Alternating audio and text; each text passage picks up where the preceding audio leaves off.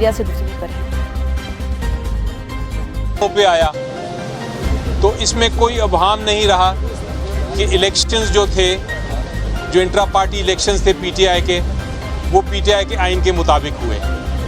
अब कानून ये कहता है कि अगर किसी को इतराज़ है उस इलेक्शन से तो सबसे पहले उसको ये साबित करना है कि वो पार्टी का मेंबर है, सपोर्टर नहीं, वर्कर नहीं, वोटर नहीं, मेंबर, वोटिंग मेंबर। यानी कि हमारी एक ऐप है, उसको कहते हैं राब्ता ऐप।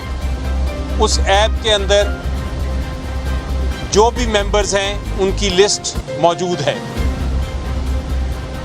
बैरिस्टर साहब अभी आपको बताएंगे चेयरमैन साहब के कितने लोग उसके मेंबर्स हैं। ये जो 14 लोग हैं उनमें से एक भी शख्स पीटीआई का मेंबर नहीं है।